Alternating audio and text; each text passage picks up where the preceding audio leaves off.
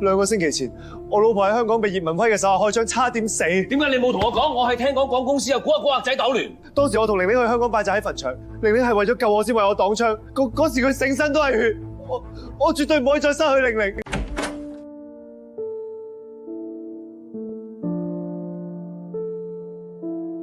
老公，你翻嚟啦？點解你？冇事，我去洗個面，然後出嚟幫你。老公，都發生咩事啊？冇事。頭先喺律師佬同 Paul 講，廣州呢邊嘅公司要放棄啦，翻去新加坡分行做，有啲唔捨得。唔講啦，晚餐煮好啦，食完晚餐我哋先傾。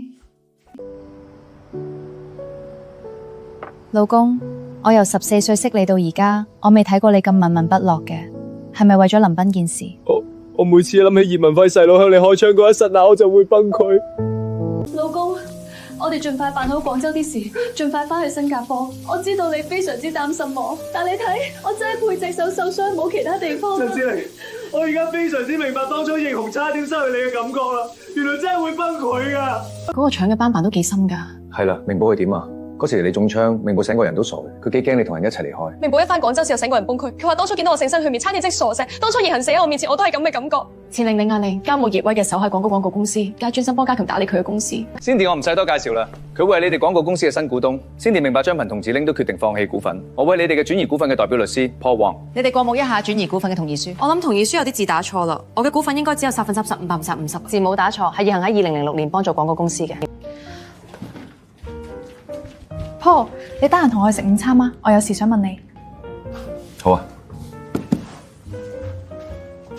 Paul，唔該你幫我辦股份轉移嘅法律手續。唔該咩嘢？明寶係我死黨，你係佢嘅未來老婆，我都會同你哋去新加坡。我哋廣州嘅律師樓做到300米就會交翻俾主導。Paul，琴日你同明寶喺律師樓傾啲咩嘢？佢一翻嚟就醒人崩潰，不停咁喊。志玲，你呢個老公愛你15年啦，讀大學時佢會食煙同飲酒嚟麻醉自己。哇 ，Wilson，你買咁多啤酒翻嚟？你都可以飲。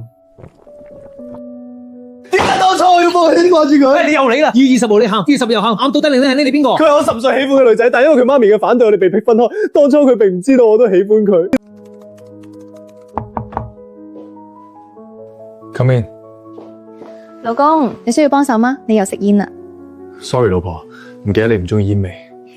冇事。